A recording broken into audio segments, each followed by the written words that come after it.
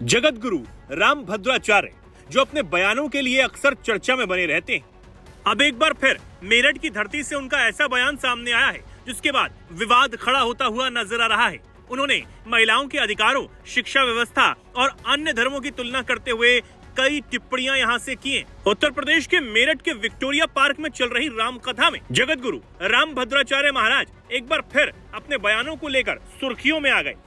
रामभद्राचार्य ने इस्लाम धर्म पर तंज कसते हुए कहा कि वह महिलाओं की स्थिति बेहद खराब है।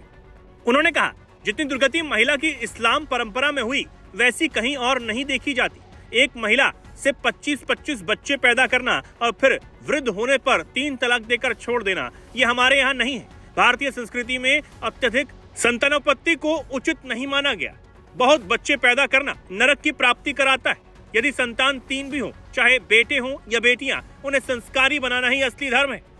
इसी के साथ उन्होंने हिंदू धर्म में और बाकी अन्य धर्मों में महिलाओं के अधिकारों पर भी बात की।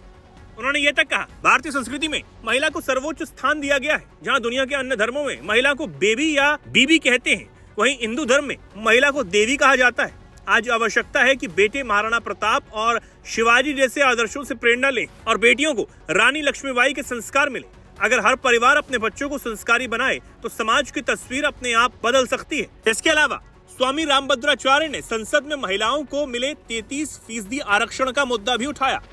उन्होंने कहा, महिलाओं को 33% आरक्षण दिया है, लेकिन मन से पूछा जाए तो पुरुषों को 33% आरक्षण होना चाहिए और 67% महिलाओं को। मनुस्मृति में भी माता को पिता से बड़ा माना गया है। इससे पहले स्वामी रामभद्राचार्य ने पश्चिमी उत्तर प्रदेश को मिनी पाकिस्तान जैसा बता दिया था, जिसका पहले ही विवाद शुरू हो चुका था। अब इस मामले को लेकर विपक्ष भी हमलावर होता हुआ नजर आ रहा है। समाजवादी पार्टी के नेताओं ने कहा कि वो देश तोड़ने जैसा बयान लगातार दे रहे हैं। वहीं बीजेपी के नेता ये कह रहे हैं कि ये उनका अपना बयान है।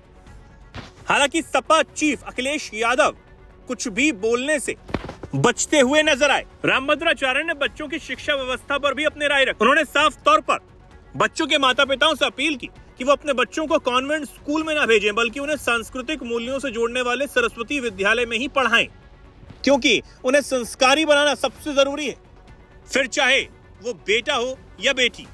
अब राम कथा के दौरान दिए गए उनके इन बयानों को लेकर लोगों के बीच जोरदार बहस जारी है। सोशल मीडिया पर भी लोग अपने अपने ढंग से प्रतिक्रियाएं देते हुए नजर आ रहे हैं। आपका इस सब पर क्या कुछ कहना है? क्या आप रामभद्राचार्य की बात से सहमत हैं? अपनी राय को हमें कमेंट सेक्शन में जरूर बताएं।